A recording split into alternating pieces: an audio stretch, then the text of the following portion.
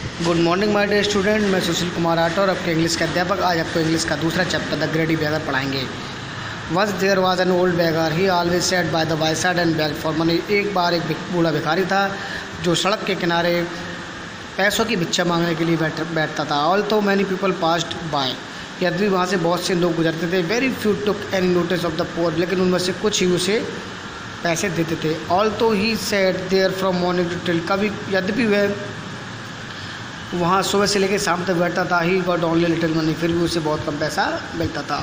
Sometime he did not get enough to buy food for himself, कभी कभी उसे भोजन खरीदने के लिए भी पर्याप्त पैसा नहीं मिलता था।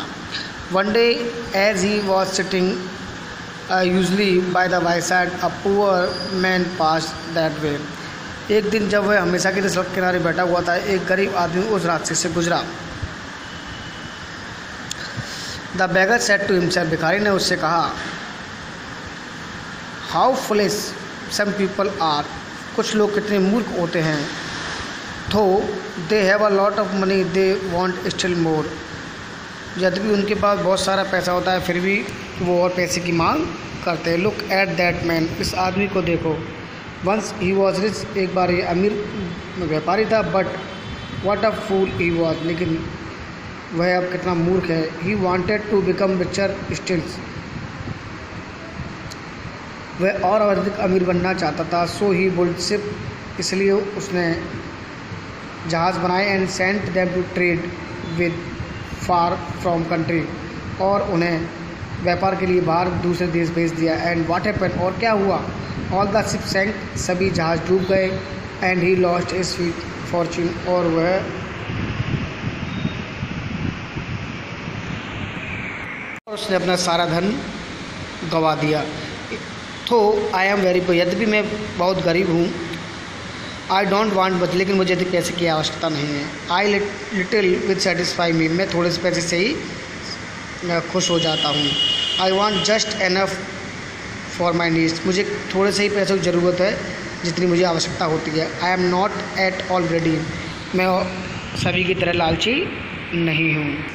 At this moment, the goddess of fortune was passing down the street. ठीक उसी क्षण भाग्य की देवी वहाँ से गुजर रही थी। She heard the beggar muttering like this. उसने वहाँ भिखारी को बड़बड़ाते हुए सुना। She at once appeared before him. वह तुरंत उसके सामने प्रकट हुई।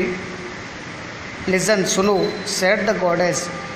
उस देवी ने कहा, I have long wished to help you. मैं बहुत समय से तुम्हारी सहायता करना चाहती थी। I am ready to do so, मैं ऐसा करने के लिए तैयार हूँ। Now I will give you enough gold to buy food, मैं तुम्हें इतना पर्याप्त सोना दूंगी जो तुम्हारे भोजन के लिए आवश्यक है और कपड़ों के लिए।